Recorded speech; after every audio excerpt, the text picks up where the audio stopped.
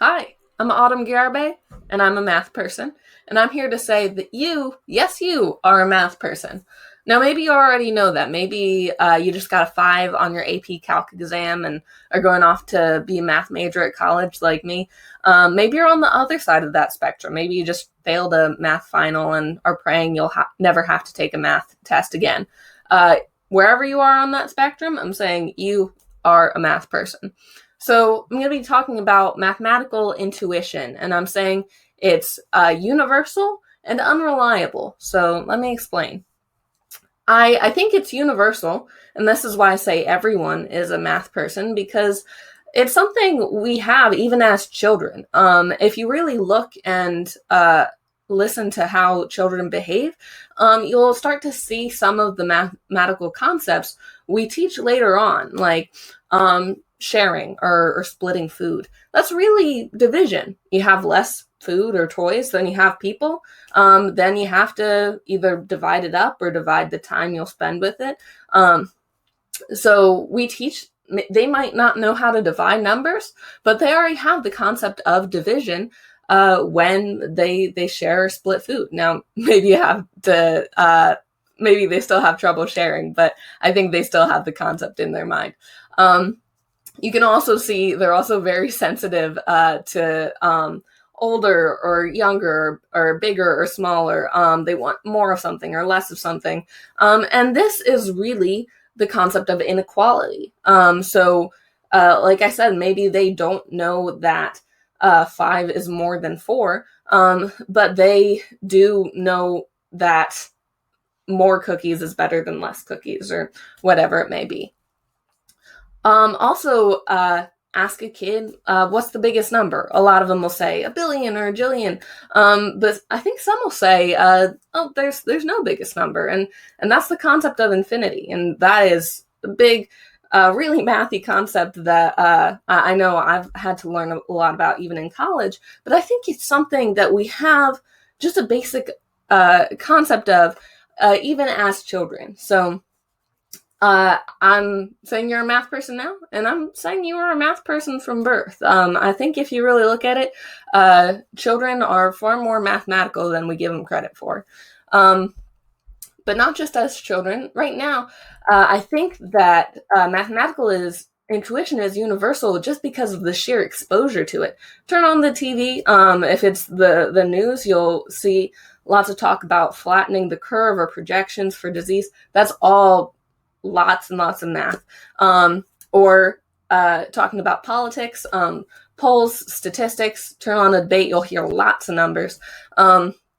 But even if you're not into that stuff, turn on the game channel, watch The Price is Right or Jeopardy or Family Feud. Family Feud is it's you're guessing answers from surveys and how many people were surveyed.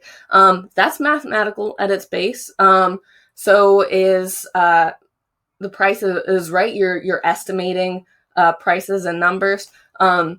Really watch most game shows, and I bet you'll be able to spot the math. So I'm really saying that this mathematical intuition we have is universal because of what we seem to have as children and the universal exposure to it as adults.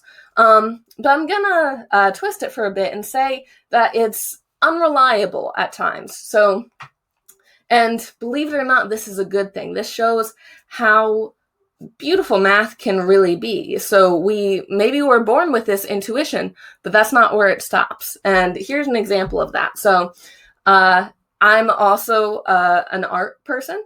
So I love fractals. They're beautiful. So this is an example of one. It's called Coke Snowflake. You start with a triangle, and then on one side you add another triangle, and then on the side of that you add another triangle, triangle, triangle, triangle. And you end up with this beautiful shape that looks like a snowflake.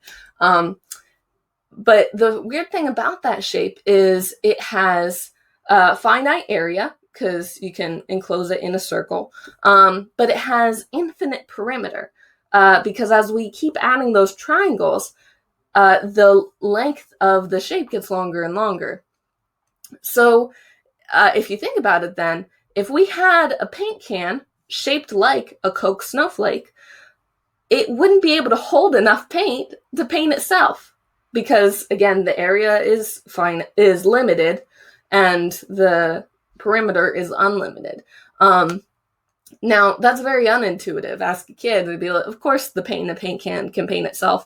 And in the real world, yes, it can.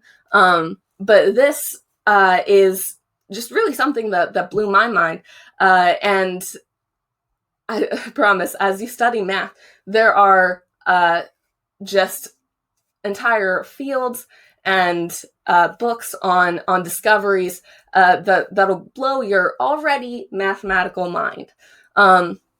So that's to encourage you. So you're how to be a math person. Step 1, do math. I'm sure you already have. And step 2, be a person.